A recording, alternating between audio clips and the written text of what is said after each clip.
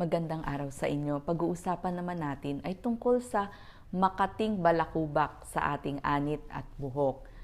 Dumadating ang pagkakataon na napakakati ng ating buhok, tapos may mapapansin kayo yung mga puti-puti na nahuhulog dun sa ating buhok. Kaya mapapansin natin siya dun sa ating balikat, lalo na kung medyo dark yung suot nating damit.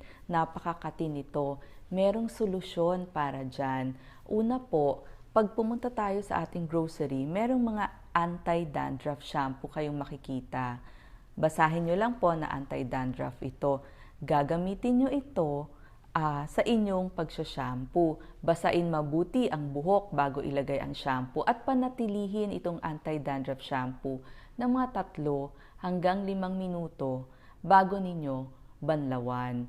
Ang isa pang cause kasi ng dandruff ay ang fungal infection.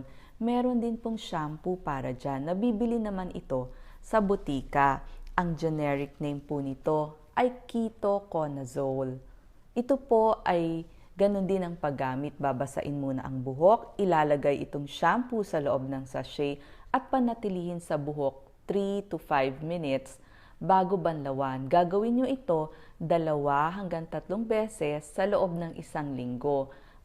Ang paggagamot sa dandruff ay mga 2 weeks hanggang 1 buwan para tuluyan siya talagang mawala. So sa ibang araw, ang gagamitin ninyo ay yung anti-dandruff shampoo na binili ninyo sa inyong grocery. So sana matanggal yung mga pangangati sa ating buhok at sa ating anit kasi talagang nakakaperwisyo din naman. At saka nagsusugat-sugat siya kapag lagi nating kinakamot at maaaring mahulog ang ating buhok. At syempre, magdadagdag na rin ako ng mga tips para hindi malagas ang ating buhok.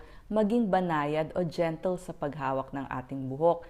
Pumili po tayo ng manggugupit na magaan ang kanyang kamay.